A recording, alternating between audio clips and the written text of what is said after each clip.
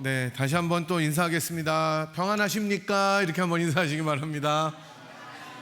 네, 그러면 뭐라고 하셔야 돼요? 물어보면 평안합니다 이렇게 하셔야 되는데, 네, 여러분 잘 지내셨죠? 네, 벌써 7월이 다 지나가고 8월의 첫째 주가 시작되었습니다. 얼마 전에 2025년 절반이 지나갔다고 얘기한 게 진짜 엊그제 같은데, 이제 2달이 더 흘렀습니다. 그때로부터. 지금 이제 8월 첫 주고요. 무더운 날씨가 뭐 계속 됐다가 오늘은 조금 괜찮아졌는데, 이게 비바람이 불고 그래서 한국에는 막 플러드 와치 뜨고 그러더라고요. 그래서 요즘에는 이게 여름이 길어져서 제가 보니까 9월까지도 막 엄청 더운데, 건강 잘 돌보시고, 또 이게 일교차가 조금 심해지면 감기도 걸리시고 그럴 것 같은데 건강 잘 돌보시면 좋겠습니다. 지난주에 저희가 창세기에서 예수를 보다 9번째 시간으로 총체적 난국이라는 제목으로 말씀을 보았는데, 유다와 다말의 이야기를 살펴보았습니다. 인간이 어디까지 타락할 수 있는지, 얼마나 도덕적으로 무너질 수 있는지, 그래서 얽혀서 풀릴 수 없는 것 같은 이 총체적 난국 속에서도 신실하게 자기의 계획을 이루어 나가시는, 언약을 성취하시는 하나님의 그 신실하심에 대해서 배웠습니다. 우리들의 삶이나 가정이나 교회에서도 때로는 말하지 못할 절망적인 상황들이 찾아올 때도 있고, 그 다음에 좌절이나 어려움이 있을 때 주님의 신실하심을 여전히 붙잡고 신뢰하며 나가야 된다. 그렇게 믿음의 여정을 걸어가야 된다고 말씀드렸습니다. 이제 오늘은 10번째 시간입니다. 창세기에서 예수를 보다 10번째 시간으로 순결이라는 제목으로 말씀을 볼 텐데, 요셉의 유혹, 여러분이 잘 아시는 얘기죠. 이 시험 가운데 어떻게 자기의 순결함을 지켰는지, 그리고 이것이 어떻게 예수 안에서 온전히 성취되는지를 함께 묵상하고 살펴보았으면 좋겠습니다. 오늘 저희가 본 거는 39장인데 37장에서 형들이 막 요셉을 질투하죠. 그러니까 요셉도 여러분 나중에 다 이렇게 형들을 용서하고, 우리가 이제 다음 주에 볼 텐데, 이게 굉장히 좋은 사람 같지만 사실은 우리가 그 시쳇말로 하면 참 싸가지가 없는 동생이었던 거죠. 아버지가 사랑한다는 거를 자기가 알고 있어요. 이 사랑받는 애들은 자기가 사랑받는 걸 알고 있어요. 저희 아내가 이제 유아원에서 보면 그 얘기를 하는 거예요. 이쁜 애들은 자기가 이쁜 줄 알기 때문에 이쁜 짓을 더 하는 거예요. 여러분, 그 자녀들이나 손자 손녀들 중에서도 그런 애들 있잖아요. 이 이쁜 애들은 자기가 이쁨 받는 줄 아니까 더 이쁜 짓을 하는 거예요. 요셉이 그랬던 것 같아요. 근데 그게 이쁨을 받지 못하는 다른 시블링들한테는 정말 열받는 일인 거죠. 또 야곱도 온전하지 않았기 때문에 너무 요셉을 사랑한 거예요. 그래서 특별히 똑같은 옷을 안 입히고 제일 좋은 옷을 입혀주는 거예요. 혼자 브랜드, 혼자 명품을 입혀주니까 딴 형들은 난 이거 맨날 다 물려 입는데, 그잖아요. 이건 내 루벤 건데, 루벤이 입다가 물려준 건데, 요셉은 혼자 그 부자의 상징인 자색 옷을 입는단 말이에요. 근데 요셉이 그러면은 가만히 있으면 되는데 이러고 또 나타나는 거야. 자, 아유 뭐가 묻었네 막 이러면서 나타나니까 형들이 열받는 거죠. 그래서 팔아버리는 거예요. 그래서 애굽왕 바로의 친위 대장인 보디발에게 팔렸다고 37장에 나오고, 그리고 이제 39장에 새로운 국면으로 들어섭니다. 우리가 지난주에 살펴봤던 38장은 유다 다말의 이야기가 나와서 잠시 그 포커스가 없어졌는데, 이제 사실은 원래 이야기대로 돌아옵니다. 그래서 이제 창세기 저자는 37장에서 완전히 이제 그 끝나는 것처럼 보였던 이야기를 39장 1절에서 다시 요셉을 등장시키면서 이야기를 하는데, 그게 1절입니다. 우리 1절 한번 같이 읽어보겠습니다. 요셉이 이끌려 애굽에 내려가매 바로의 신하 치인이 대장 애굽 사람 보디발이 그를 그리로 데려간 이스마엘 사람의 손에서 요셉을 사니라. 여기서는 이제 이스마엘 사람의 손에서 요셉을 샀다고 하는데 37장 마지막 절에는 미디안 사람들이라고 나옵니다. 아마 이 둘을 창세기 저자는 같은 그룹으로 보고 쓴 것이라고 학자들은 생각하니까 미디안 사람들과 이스마엘 사람들이 같은 부류였을 것입니다. 어쨌든 요셉은 이 보디발이라는 당시의 최고의 국가였던 애굽의 바로의 친위대장 보디발이라는 사람의 집에 노예로 팔려가게 됩니다. 그러니까 딱 봐도 애가 좀 귀티나게 생겼나 봐요. 그러니까 팔리지, 이게 얼굴 찌그러지고 그러면은 이런 좋은 집에 안 팝니다. 그러니까 괜찮았던 것 같아요, 애가. 예. 그래서 이 놀랍게도 노예로 팔려간 요셉은 주인에게 큰 은혜를 입어요. 그러니까 여기서 우리가 잘못된 적용은 얼굴이 잘생기면 은혜를 입는다, 이거는 잘못된 적용인 거예요. 그죠? 뭐 보기에 좋으니까 이 은혜를 입었다가 아니고 어쨌든 은혜를 입게 됩니다. 그래서 신뢰를 받고 보디발이 제일 믿는 노예 중에 노예가 됩니다. 이게 요셉의 인생이에요. 4절에 보니까 이렇게 나오는데 4절도 한번 같이 보겠습니다.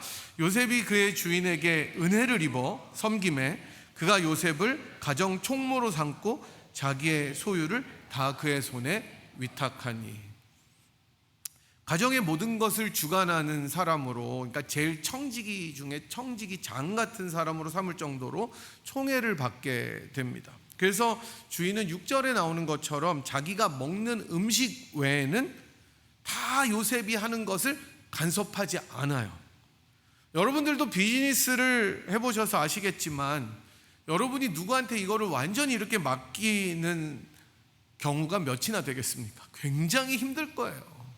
예, 내가 정말 신뢰해서 이 비즈니스를 이 사람한테 맡기고 나는 집에서 밥 먹는 것 외에는 다 이 사람한테만 주겠다라고 하는 사람이 얼마나 있겠습니까?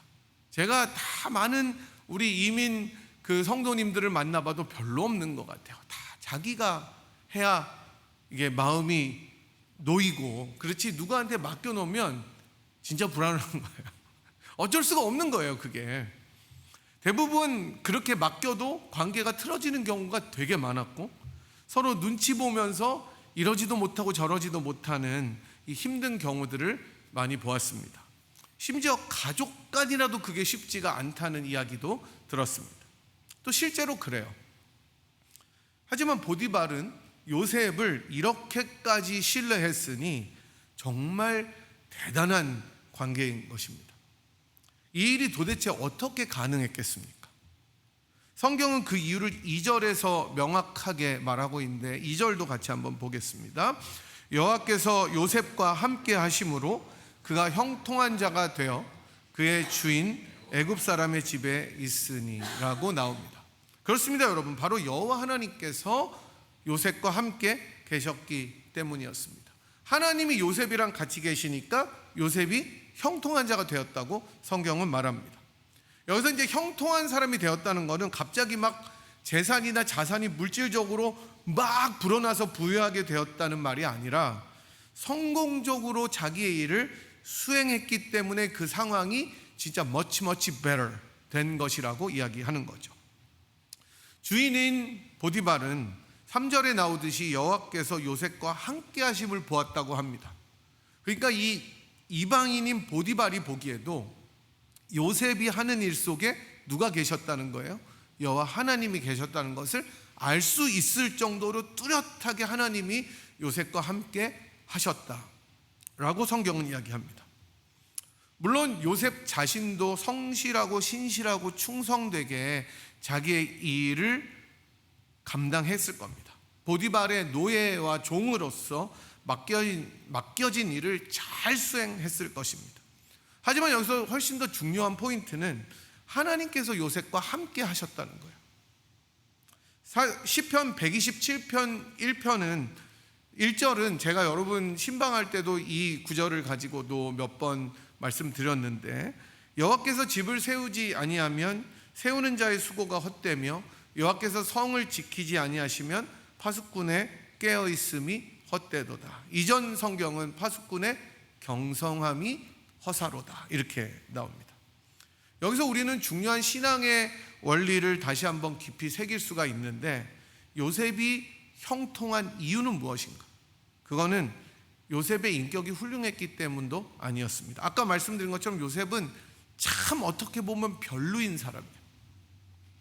그리고 자기가 정직하고 성실했기 때문에 하나님이 함께 해준 것도 아니에요. 성경은 그렇게 말하지 않습니다. 성경은 도리어 분명하게 여호와께서 요셉과 함께 하심으로 그가 형통한 자가 되었다라고 말씀합니다. 하나님이 함께 하셨기 때문에 요셉이 형통한 거예요. 다시 말해서 요셉은 자기의 도덕적인 어떤 탁월함이 하나님의 임재를 끌어낸 게 아니에요. 하나님의 임재가 먼저 있었기 때문에 그로 인해서 요셉의 삶이 복을 얻게 된 것입니다. 이게 임마누엘의 은혜예요. 하나님이 먼저 찾아오시고 하나님이 먼저 함께 하신 거예요. 요셉은 그 하나님의 은혜 안에 있었던 것입니다. 이게 정말 중요한 포인트라고 저는 생각합니다. 왜냐하면 우리들은, 신자들은 하나님을 믿는다고, 예수 그리스도를 믿는다고 하면서도 종종 착각하는 게 이 포인트예요. 내가 하나님 앞에 똑바로 살면 하나님이 함께 하실 것이다. 이게 많은 신자들이 생각하는 하나의 신앙의 원리입니다. 내가 거룩하면, 내가 정결하면 하나님이 임재하신다. 그러나 요셉의 이야기는 완전히 반대로 이야기합니다. 하나님이 함께 하시니 요셉은 그 임재 안에서 형통하게 되었다. 조금 후에 나오는 것처럼 하나님의 임재 안에서 내가 거룩함과 순결함을 선택할 수 있었다라고 말씀합니다. 요셉은 여전히 노예예요. 여전히 억울한 삶을 살고 있지만 이렇게 아무리 잘 돼서 주인의 신뢰를 얻으면 뭐합니까? 밤에 자다가 깨면 형들이 나를 팔아버린 트라우마가 찾아와요. 구덩이에 빠졌던 악몽이 생각나요. 그 자리에서도 그렇지만 하나님이 함께 계셨기 때문에 참된 의미의 형통한 사람으로 살 수가 있었습니다. 이렇게 본다면 우리가 형통한다라는 말은 환경의 문제가 아니라는 거예요. 하나님의 임재의 문제라는 것입니다. 하나님께서 함께 하시는 그 사람이 형통한 사람임을 믿으시기 바랍니다. 이 임마누엘의 은혜는 요셉에게만 주어진 특권은 아니에요. 히브리서 13장 5절은 우리들에게 이렇게 말씀합니다. 같이 한번 보겠습니다. 내가 결코 너희를 버리지 아니하고 너희를 떠나지 아니하리라 하셨느니라. 예수 그리스도 안에서 하나님은 우리와 영원히 함께 하시겠다고 약속하셨습니다. 그러므로 지금 여러분이 어떤 자리에 계시든지, 어떤 실패와 절망 속에 있든지, 우리가 아까 찬양했던 것처럼 매일 마주하는 순간 속에서 어려움 속에 있든지, 만약에 그 자리가 하나님께서 함께 하시는 자리라면 바로 형통은 그것으로부터 시작되는 것을 믿으셔야 합니다. 이것이 복음입니다. 형통은 내가 만들어가는 게 아니에요. 하나님이 임재로 베풀어 주시는 겁니다. 그런데 본문은 함께 하시는 이 임마누엘의 은혜가 단지 형통뿐만 아니라 정결하게 하시는 능력으로도 나타난다는 것을 보여주는데, 그게 바로 다음 장면입니다. 이렇게 하나님의 임재가 요셉과 함께 하는데 형통한 자로 살아가지만 바로 그럴 때 생각하지 못한 위기가 찾아와요. 그러니까 여러분, 형통은 내가 원하는 뜻대로 뭐가 잘 되는 게 형통이 아니에요. 때로는 호사다마라고 좋은 일이 있으면 무슨 일이 있어요? 나쁜 일도 있는 겁니다. 그게 인생이에요. 내가 좀 형통해서 이제 살만하니까 누릴 수 있는 삶을 어느 정도 살 수 있는 것 같은데 어느새 나쁜 일이 내 문 앞에 와 있어요. 여러분, 그런 적 많죠. 우리 아까 장로님도 기도하셨지만 어려운 일들 참 많이 겪었잖아요. 그렇지만 그 중에서도 하나님께서 지켜주셔서 이까지 왔다. 그러니까 여러분, 지금 겪는 일일 수도 있고, 여러분이 인생을 돌아보면 이제 좀 살만하다 생각했는데 불청객처럼 나쁜 일이 내 문 앞에 와 있어요. 참 짜증나죠. 계속 좋은 일만 있으면 좋은데 그렇지 않아요. 내가 뭘 잘못한 게 없는 것 같은데 어렵고 힘들고 감당하기 힘든 일은 참 잘 찾아와요. 부르지도 않았는데, 내가 전화하지도 않았는데 와 있어요. 그래서 고난이나 시험은 피할 수가 없습니다. 그래서 제 친구 목사님이 참 좋은 말을 했는데, 이 고난은 신자들의 기본값이다 라고 이야기하더라고요. 다 죄의 결과예요. 무슨 죄를 지어서가 아니라 세상이 타락하고 혼란하기 때문에, 아담의 죄 때문에 우리가 그 고난과 어려움을 마주할 수밖에 없다는 것입니다. 그래서 베드로전서 4장 12절은 사랑하는 자들아, 너희를 연단하려고 오는 불시험을 이상한 일 당하는 것 같이 이상히 여기지 말라고 말합니다. 이상히 여기지 말아라 라는 말은 손님이나 불청객같이 여기지 말라는 뜻이에요. 그러니까 불청객이 오면 여러분 되게 힘들죠. 저도 집에서 편안한 옷으로 잠옷을 입고 있는데 누가 갑자기 찾아오면 죽을 것 같아요. 뭐 그런 적은 별로 없지만, 여러분 요새 같을 때는 더 프라이버시가 심하니까 여러분이 편하게 쉬고 있는데 누가 갑자기 띵동하고 찾아오면 막 긴장되잖아요. 이게 지금 누구야 이거, 연락도 없이. 그러니까 고난이 그런 것 같다고 생각하지 말라는 거예요. 근데 우리는 항상 고난이나 어려움을 당하면 그렇게 생각하는, 깜짝 놀래요.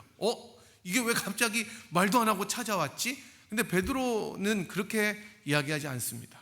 그렇게 이상히 여기지 말라고 이야기합니다. 당연히 찾아오는 것으로 생각하라고 이야기합니다. 그게 마음이 편해서가 아니라 당연한 우리 그리스도인들의 마음가짐이라는 것이죠. 물론 쉽지는 않습니다. 고난이 찾아올 때 어서 오십시오 이런 사람이 어디 있어요? 잘 오셨습니다 오늘 이런 사람이 어디 있어요? 아무도 없잖아요. 그럼에도 불구하고 이것은 내가 피할 수 없는 일이다라고 생각하라는 것입니다. 이게 이 땅을 살아가면서 겪어야 되는 우리들의 현실이라면 우리는 본향에 이를 때까지 이 어려움이 있어야 된다는 것을 인정해야 되는 거예요. 그래서 그 어려움이 찾아올 때 내가 막 적극적으로 그냥 이거를 어떻게 돌파할까 생각하기 이전에, 이런 일은 이 죄 많은 세상에서 내가 감당해야 될 하나의 몫이구나라고 생각하는 것이 바른 태도라는 것입니다. 허를 찔리는 것처럼 깜짝 놀라지 말고 또 찾아왔구나 하는 마음이 있을 때 더 침착하게 주님의 도우심을 구할 수 있기 때문입니다. 요셉이 보디발의 가정 총무로서 큰 신임을 받고 집안을 다스리는 자리에 있을 때 이런 불청객 같은 시험이 찾아옵니다. 7절에 보니까 그의 주인의 아내가 요셉에게 눈짓하다가 이르되 나와 동침하자라고 이야기합니다. 보디발의 아내가 요셉을 유혹해요. 이 유혹은 단 한 번 사건이 아니라 날마다, 10절에 보니까 날마다 everyday 요셉에게 청했다라고 이야기해요. 조르는 거예요. 하필이면 요셉이 또 잘생겼어요. 용모가 뛰어나요. 이게 얼굴이 또 별로면 보디발의 아내도 집에 방에 들어가 생각했을 거예요. 그래 뭐 저 정도는 괜찮지. 근데 계속 생각이 났나 봐요. 여러분, 그러니까 이 정욕에 눈이 멀면 그게 죄인 거예요. 자기가 소유할 때까지 멈추지 않아요. 그게 죄예요. 갈증이 있어요. 반복적이고 집요하고 지속적으로 요셉을 넘어뜨리라고 합니다. 죄가 이렇죠. 포기하지 않아요. 그래서 악은 성실해요. 딜리전트하다 그래요. 근데 요셉이 여기에 넘어갑니까? 안 돼, 돼. 이렇게 돼요? 안 돼. 그렇게 안 합니다. 그렇게 안 하고 8절에 보니까 요셉이 거절해요. 단호하게 거절하면서 뭐라고 말하냐면, 내가 어찌 이 큰 악을 행하여 하나님께 죄를 짓겠습니까? 인간적인 도덕의 기준이나 보디발에 대한 충성 때문이 아니라 하나님 앞에서 죄를 짓는 것을 두려워한 거예요. 이것이 요셉이 순결을 지킨 이유입니다. 여기서 중요한 것은 요셉의 순결은 그냥 성격이 막 강직하거나 의지가 굳거나 아니면 타고난 성품이 아주 그냥 순결해서 그런 것이 아니라 앞에서 살펴본 하나님의 임재 임마누엘의 은혜 안에 있기 때문에 가능한 것입니다. 여러분, 제가 몇 번 말씀드렸지만 어떻게 하면 죄를 안 짓습니까? 내 의지로요? 그것도 어느 정도 될 거예요. 버티면 어느 정도 돼요. 그런데 한계가 있는 거예요. 죄보다 더 좋은 것을 알면, 죄보다 더 달콤한 것을 알면 죄를 질 수가 없는 거예요. 여러분 그렇잖아요. 이 조그만 게 더 좋은데 그거보다 더 큰 거를 줘보세요. 그걸 취하게 되는 겁니다. 하나님의 은혜가 더 넘치면 죄가 하찮아 보이는 거예요. 근데 하나님의 은혜가 죄의 영향력보다 우리 안에서 작아지기 때문에 죄를 선택하게 되는 것입니다. 요셉은 하나님의 함께 하심을 실제로 경험하면서 살아갔기 때문에 이길 수 있었습니다. 죄의 유혹 앞에서 하나님의 시선을 의식하며 살아갔습니다. 그래서 심지어 그 혈기방장한 청년이 보디발의 아내와 단둘이 있는 자리에서도 무너지지 않을 수 있었던 것은 하나님이 함께 하신다는 사실을 믿었기 때문이었습니다. 우리가 하나님의 임재를 잃어버리는 그 순간에, 하나님의 낯을 피하는 그 순간에 범죄할 수밖에 없는 거예요. 그게 인간이에요. 아담과 하와를 보세요. 하나님의 임재를 잊어버렸습니다. 바로 죄지어요. 그래서 우리는 때로는 환경을 스스로 통제할 필요가 있습니다. 하나님의 임재 속에서 내가 가진 여러 환경들을 통제해야 돼요. 왜냐하면 이 세상은 수많은 시험과 유혹거리로 우리들을 미혹해 하려고 합니다. 이건 단순히 성적인 부분뿐만 아니라 다른 모든 부분에서도 그래요. 그래서 빌 하이벨스라는 유명한 목사님은 책을 썼는데 책 제목이 굉장히 인상적입니다. 아무도 보는 이 없을 때 당신은 누구인가? 여러분 이거 되게 의미심장하지 않아요? 여러분의 생각은 어떻습니까? 여러분의 마음의 소리는 어떻습니까? 여러분 저랑 이야기하고 교우들이랑 있으면 여러분만큼 훌륭하고 좋은 사람이 없어요. 진짜 저는 너무 감사해요. 그런데 여러분이 홀로 있을 때 하나님의 임재에 있는지, 아니면 그 임재를 떠나서 여러분이 하는 생각은 무엇인지. 그래서 제가 어느 설교에서 들었는데 유튜브의 알고리즘까지도 여러분이 책임지셔야 된다는 거예요. 왜냐하면 그게 자기가 클릭한 대로 뜨잖아요, 뭐가. 근데 거기에 뜨는 게 뭔지에 따라서 그게 자기의 의식의 흐름이라는 거예요. 정말 아무도 없을 때 내 인격과 하나님을 신뢰하는 마음이 드러나는 거예요.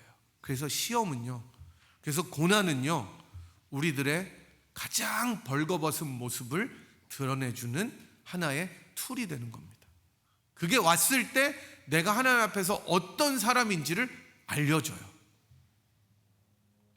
이렇게 보면 요셉의 마음은 이사야서에 나오는 것처럼 심지가 견고한 사람이었습니다. 이사야 26장 3절은 이렇게 이야기합니다. 같이 한번 보겠습니다. 주께서 심지가 견고한 자를 평강의 평강으로 지키시리니 이는 그가 주를 신뢰함이니이다. 요셉은 하나님을 신뢰했기 때문에 흔들리지 않았습니다.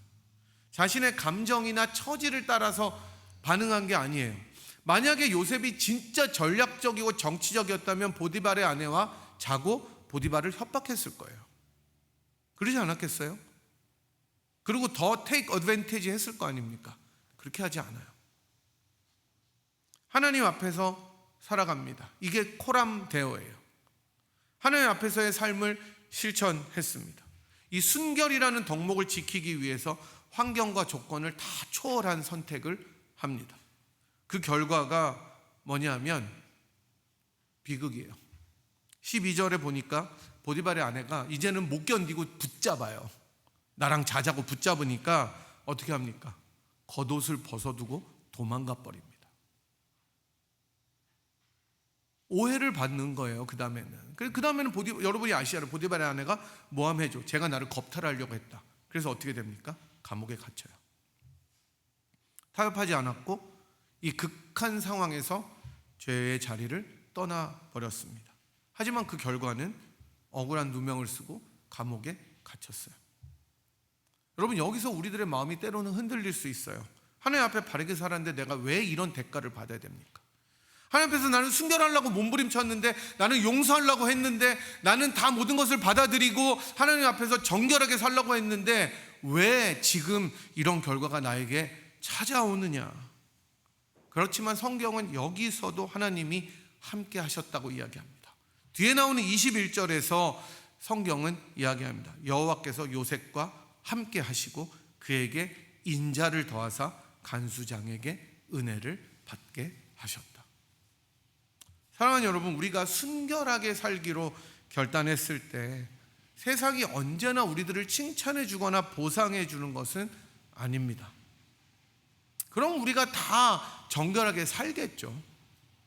때로는 오히려 주님의 뜻대로 살려다가 억울한 일을 당해요. 그게 신자들의 어쩔 수 없는 운명이에요. 손해를 보고 배척을 당합니다. 쫓겨나기도 하고 손가락질 받기도 하고 누명을 쓰기도 해요. 그러나 중요한 것은 하나님이 그 자리에 함께 하신다는 것입니다. 순결은 단지 인간적인 도덕성의 문제가 아니라 하나님을 향한 신앙의 신뢰의 표현이기 때문에 그렇습니다. 그리고 이 요셉의 모습은 바로 예수님을 향한 그림자요 예표입니다. 그래서 오늘 우리가 읽었던 히브리서 4장 15절은 우리 예수님에 대해서 이야기합니다. 우리에게 있는 대제사장은 우리의 연약함을 동정하지 못하시리가 아니요 모든 일에 우리와 똑같이 시험을 받으신 이로되 죄는 없으시다. 예수님도 유혹을 받았습니다. 사탄은 광야에서 예수님을 3차례나 유혹했습니다. 그렇게 배고플 때 돌이 떡이 되게 하라 그러고 떨어져 보라 그러고 자기한테 경배하라 그러고 마지막에는 십자가의 고통 속에서 내려오라고 조롱했습니다. 하지만 우리 주님께서는 흔들리지 않으시고 끝까지 순결하셨습니다. 죄 없는 자로 유혹 앞에 승리하시고 그 순결하신 생명으로 여러분과 저를 의롭게 하셨습니다. 요셉은 자기의 생명을 걸고 죄를 피했지만 예수님은 우리 죄를 짊어지시고 죽어주셨습니다. 요셉은 유혹을 피해서 억울하게 감옥에 갔지만 예수님은 죄가 없으심에도 불구하고 스스로 자발적으로 십자가로 나아가셨습니다. 요셉의 순결은 그리스도의 순결을 미리 보여주는 그림자였습니다. 그렇기 때문에 우리가 순결하게 살아갈 수 있는 힘은 나에게서 나오는 것이 아니라 그분의 은혜, 그분이 우리 안에 살아계시고 우리를 붙들고 계시다는 그 믿음에서 나오는 것을 믿으시기 바랍니다. 요셉처럼 우리도 이 세상 가운데서 유혹을 받을 것입니다. 때로는 어려움을 겪을 것입니다. 하나님의 뜻대로 말씀대로 살려다가 누명도 쓰게 될 것입니다. 하지만 여러분 기억하셔야 돼요. 우리 주님께서는 그런 연약함을 동정하십니다. sympathize 하시는 거예요. 주님이 이미 승리하셨고 그래서 우리와 함께 하시는 임마누엘의 주인이시기 때문이십니다. 그러면 우리가 오늘 어떻게 살아가야 하겠습니까? 요셉처럼 살아야 한다고 말하는 것은 맞지만 그것으로 충분하지 않습니다. 우리는 더 나아가 예수 그리스도를 바라봐야 됩니다. 예수 그리스도 안에서 우리가 어떻게 새 사람이 되었고 어떻게 살아가야 하는지를 분명히 보아야 됩니다.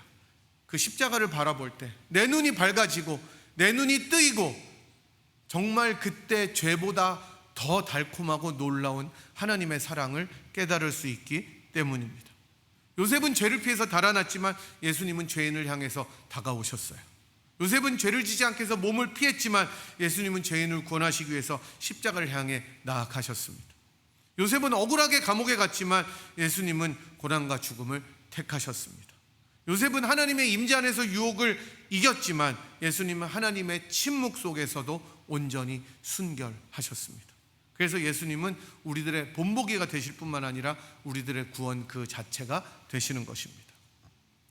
여러분, 우리가 순결을 지켜야 되는 이유는 성도다운 삶을 살아가기 위함도 있지만 거기서 끝나서는 안 됩니다. 순결은 예수 안에 있는 생명 안에 그 접붙어 있는 사람으로서 드러나는 열매인 것입니다. 그러니까 우리가 붙어 있으면 열매를 맺는 거예요. 예수님과 친할수록 순결하게 되는 거예요. 정결하게 되는 거예요. 그래서 다윗이 죄를 지은 다음에 제일 먼저 기도했던 게 뭐예요? 나에게 구원의 간격을 회복시켜 주세요. 우리가 순결할 수 있는 이유는 주님이 우리 안에 계시기 때문이고 그분의 순결이 우리들을 덮고 그분의 생명이 우리들을 살리고 그분의 성령이 우리들을 거룩하게 하십니다. 그러므로 순결은, 정결함은 우리들의 성취가 아니라 복음의 열매고 증거입니다. 우리가 얼마나 견고한지를 보여주는 것이 아니라 예수님이 우리 안에 살아 계시다는 증거예요. 요셉의 순결은 단지 성적인 유혹을 거절한 사건뿐만이 아니라 내 삶 전체가 하나님 앞에 어떻게 드려야 되는지를 보여주는 거룩한 헌신이었습니다. 그 억울함 속에서도 신실하고 심지어 나중에 감옥에서도 충성스럽고 끝까지 하나님의 뜻을 품었습니다. 이것이 바로 성경이 이야기하는 전인격적인 순결입니다. 나의 몸만 지키는 것이 아니라 내 마음의 생각, 말과 행동, 인간관계와 시간, 재정과 계획까지 모든 삶의 영역을 하나님께 내어드리는 것입니다.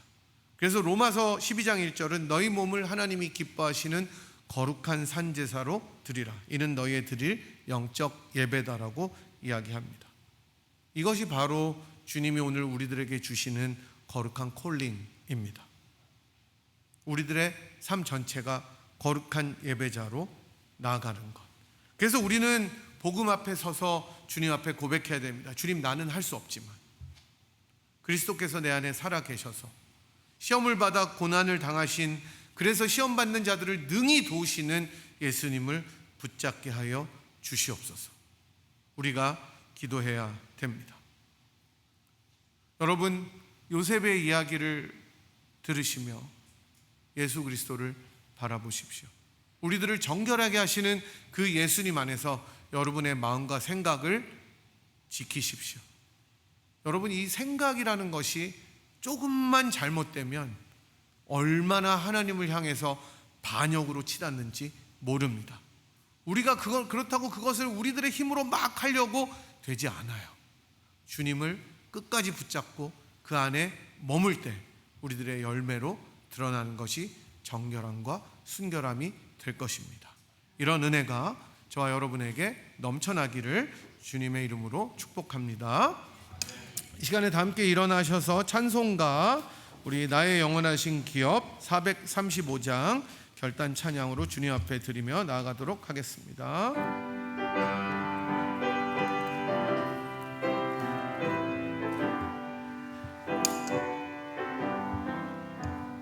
나의 영원하신 기업 생명보다 귀하다.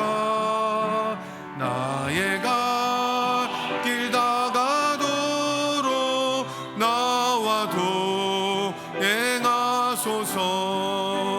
주께로 가까이 주께로 가오니 나의 갈 길 다가도록 나와 동행하소서.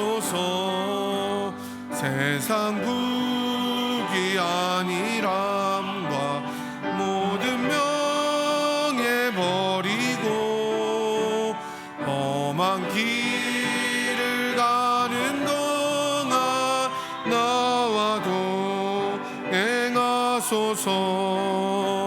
주께로 가까이 주께로 가오니 나의 갈 길 다가도록 나와 동행하소서. 어두운 곳짝 지나가며 험한 바다 건너서 천국문에 이르도록 나와 동행하소서. 주께로 가까이 주께로 가오니 나의 갈 길 다가도록 나와 동행하소서.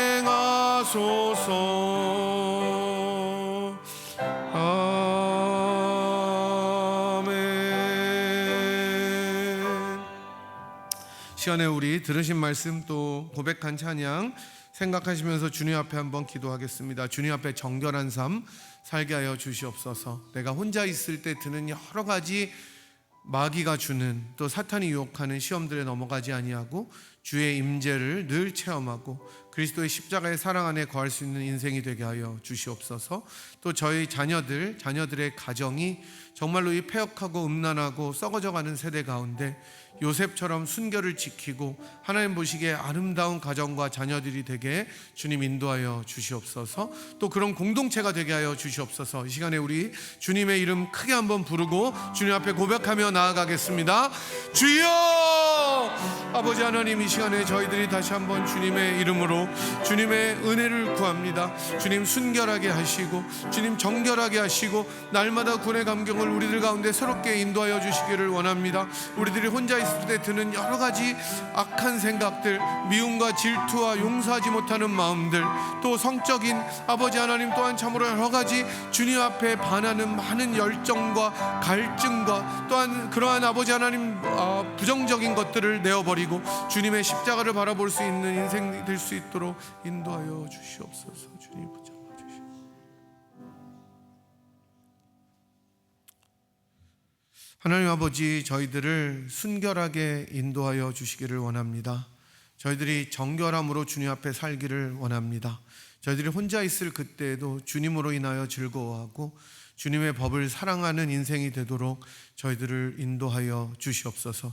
저희들의 자녀들이, 저희들의 공동체가 하나님 정말로 순결하고 정결하여서 하나님의 눈이 그곳에 머무르는 곳이 될 수 있도록 축복하여 주시옵시고, 저희들이 요셉처럼 시험과 유혹을 당할 때에 단호하게 거절하고 주님의 편에 설 수 있는 인생이 되도록 저희들을 붙잡아 주시기를 원합니다. 그리스도께서 우리들을 도우시는 것을 늘 기억하며 주님을 바라보며 그 코람데오의 삶을 살 수 있는 인생이 될 수 있도록 축복하여 주시옵시고, 순결을 지킴으로 이 세상과 벗되지 아니하고 이 세상을 등지고 하나님을 향하여 걸어가는 모든 믿음의 여정이 될 수 있도록 인도하여 주시옵소서.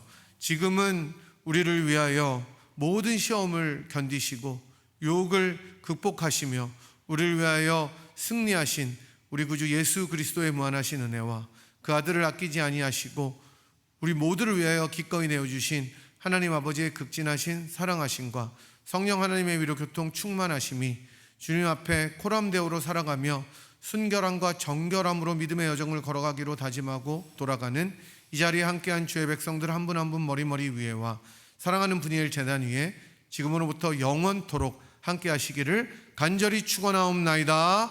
아멘.